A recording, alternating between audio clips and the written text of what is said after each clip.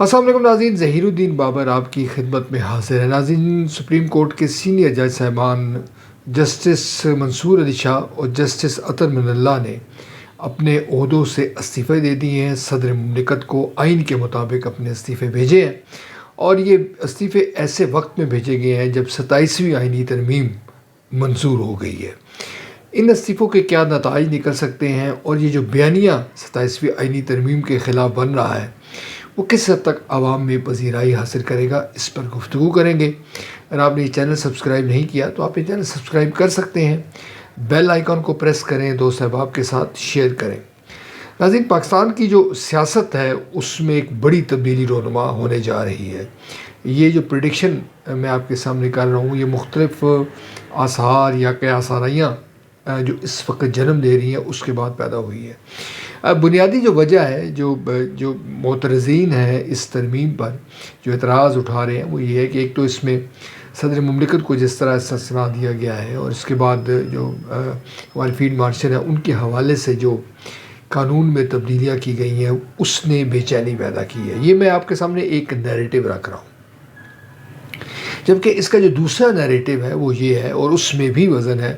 کہ جناب جو نظام میں یکسانیت ہونی چاہیے، ایک ہی جو نظریے کے لوگ ہیں، ایک ہی نقطہ نظر کے جو لوگ ہیں، ملک کو ایک ہی سمت میں لے جانے پر متحد اور جو متفق لوگ ہیں اگر وہ اکٹھے ہو جائیں گے تو ہمارے مسائل حل ہوں گے۔ ناظرین، یہ جو نقطہ نظر ہے اس میں بڑی حد تک وزن ہے۔ ہمارے یہاں ایک تاثر موجود ہے اور یہ تاثر نہیں، بڑی حد تک بات درست ہے کہ ہمارے یہاں جب ڈکٹیٹرز آتے ہیں، جب آمرانہ حکومتیں آئیں تو انہوں نے خود کو جمہوریت پسند شو کیا اور جمہوریت کی بات کی، جب کہ اس کے برعکس جب ہمارے یہاں منتخب لوگ آئے، جس طرح بھی منتخب لوگ آئے، تو انہوں نے آ کے اپنا جو طرز حکومت ہے اس میں زیادہ ان کے تاثر ملا کہ وہ ڈکٹیٹر ہے۔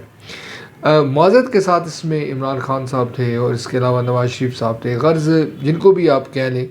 ان میں کہیں نہ کہیں ہم کو یہ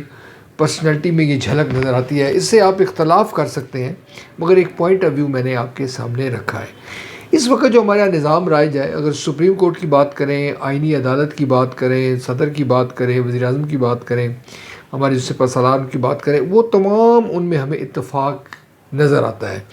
کہ یہ ہماری پالیسی ہوگی، اس طرح ہم ملک کو آگے لے کر جائیں گے۔ اس پس منظر میں میرا خیال میں ایک موقع دینا ضروری ہے۔ آپ، میں اور جو کوئی بھی اس پر کوئی اعتراض بھی کرتا ہے تو میرے خیال میں اس کو ویٹ اینڈ سی کی پالیسی اختیار کرنی چاہیے۔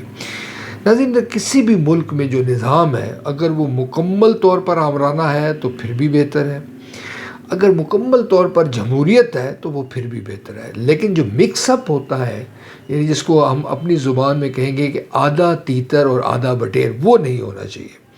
کسی دانشور نے ہمارے یہاں بہت خوبصورت بات کی ہے، حسن نثار صاحب میرے خیال میں مجھے یاد آ رہا ہے، انہوں نے کہا تھا، معروف کالم نگار ہیں، پروگرام بھی کرتے ہیں، دانشور ہیں، کہ پاکستان کے اندر نہ تو جمہوریت خالص آئی اور نہ آمریت خالص آئی۔ تو ہمارے یہاں جو نظام ہے اگر اس کو ہم کسی ایک کو چوز کر لیں یا اس کو ایک موقع دیں تو میرے خیال میں بہتر ہو سکتا ہے۔ میں نے اپنے شروع میں کہا تھا کہ جو بیانیہ 27ویں آئینی ترمیم کے خلاف بن رہا ہے وہ کیا ہے۔ اس میں ایک تو آپ جانتے ہیں کہ جو پاکستان تحریک انصاف ہے اس نے ووٹنگ میں حصہ نہیں لیا اور وہ یہ کہتی ہے کہ ملک میں انارکی پیدا کی جا رہی ہے،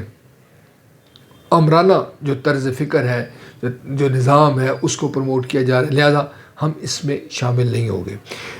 جو مختلف جو بارز ہیں ہماری جو صوبوں کی، ان کی جانب سے بھی 27ویں آئینی ترمیم پر تحفظات کا اظہار کیا گیا ہے۔ اب جو تازہ پیش رفت ہوئی ہے کہ سپریم کورٹ کے جو 2 ججز ہیں، جو فاضل جج صاحبان ہیں، ان کے آپ فیصلوں سے، ان کی سوچ سے، ان کی اپروچ سے آپ اختلاف کر سکتے ہیں، مگر یہ جو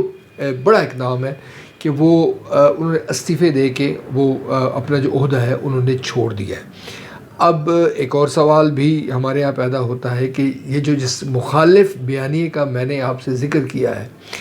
اور جو بنتا اس وقت ہمیں کہیں نہ کہیں نظر آ رہا ہے، شاید اس کی ابھی آپ کو ابتدائی شکل ہے مگر آپ آئندہ دنوں میں آپ دیکھیں گے کہ یہ مومنٹم بنے گا۔ ہو سکتا ہے کہ کوئی یہ جو جیسے منصور علی شاہ ہے، عطر من اللہ ہے، یہ بھی کوئی شاید کسی جگہ پارٹیسپیٹ کریں کوئی تحریک ٹائپ میں۔ پاکستان تحریک انصاف کی جو ہم خیال جماتے ہیں انہوں نے کہا ہے کہ ہم تحریک کا اعلان کر رہے ہیں، وہ تحریک کس حد تک کامیاب ہوتی ہے وہ ایک الگ معاملہ ہے، مگر یہ بات ہمیں یاد رکھنی چاہیے. اگر پاکستان کی تاریخ اگر آپ اٹھا کے دیکھیں تو پاکستان کی تاریخ میں بعض اوقات کچھ واقعات کو یا کچھ اقدامات کو ہم نے اس سے مراد ہمارے جو حکمران طبقات ہیں انہوں نے نظر انداز کیا، مگر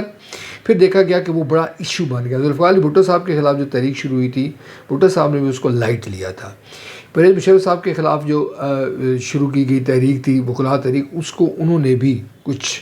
ہلکے انداز میں لیا تھا. اس سے اگر آپ پہلے اگر آپ ہمارے واقعات کو دیکھیں تو اس وقت بھی چیزوں کو شاید اس طرح اتنی امپورٹنس نہ دی گئی. جس طرح ہم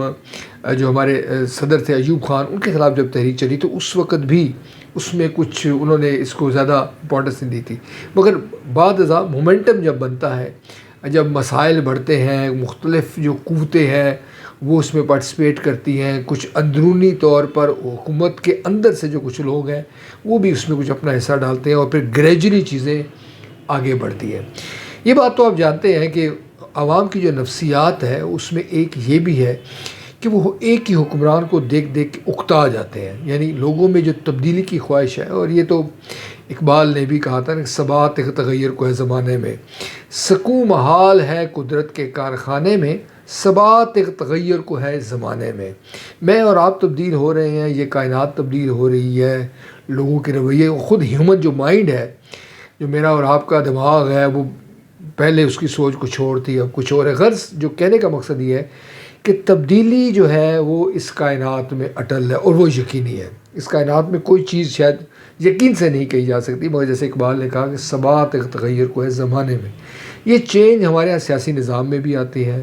ہمارے یہاں جو حکمران طبقات ہیں ان میں بھی آتے ہیں، ان کے ساتھ جو لوگ ہیں اس میں بھی آتی ہے، عوام میں بھی آتی ہے. تو اس پس منظر میں جسٹس عطر من اللہ اور جسٹس منصور علی شاہ کے جو استعفے ہیں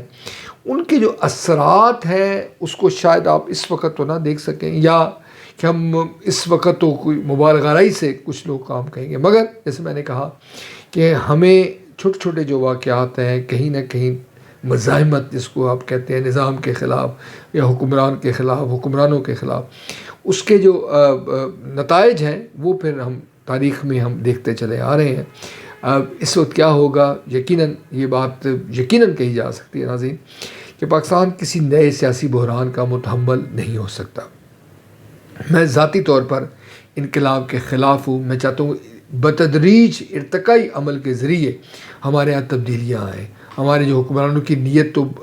بری نہیں ہم کہہ سکتے، اور ان کی پالیسیوں سے اختلاف ہو سکتا ہے. پاکستان کے اندر دہشت گردی جاری ہے حال ہی میں، جیسے اسلام آباد میں واقعہ ہوا ہے، وانا میں واقعہ ہوا ہے. ہم ایک مسلسل ایک اندیکھے دشمن کے ساتھ ہیں جس کی پینیٹریشن ہے، جس کا نیٹ ورک پاکستان کے اندر موجود ہے، اور اسلام آباد میں اس نے دھماکہ کر کے یہ بتا دیا ہے کہ ہم اس اسلام آباد تک بھی دہشت گرد جو ہے وہ پہنچ سکتے ہیں. ایسے میں ہم کسی سیاسی بحران کا، کسی سیاسی تصادم کا، کسی سیاسی ماجرائی کے متحمل نہیں ہو سکتے. لہذا جو کچھ بھی ہے ہمیں ایک دوسرے کے ساتھ مل جل کر، گفت و شنید کر کے، ایک دوسرے کو برداشت کر کے، اختلاف رائے برداشت کر کے آگے بڑھنا ہے. اور پاکستان کے جو عام آدمی ہیں، جو مڈل کلاس ہے، جو غریب لوگ ہیں، اس کی مشکلات میں کمی کرنے کے لیے ہم نے اقدامات اٹھانے ہیں. انفرادی یا گروہی مفادات کی بجائے کروڑوں جو پاکستانی ہیں ان کی جو حالت زار ہے اس کو بہتر بنانے کے حوالے سے اقدامات اٹھانے ہیں. آج کے لیے اتنا ہی ناظرین. نئے ملا کے ساتھ آپ کی خدمت میں دوبارہ حاضر ہوں گے. اس وقت تک اللہ نگہبان.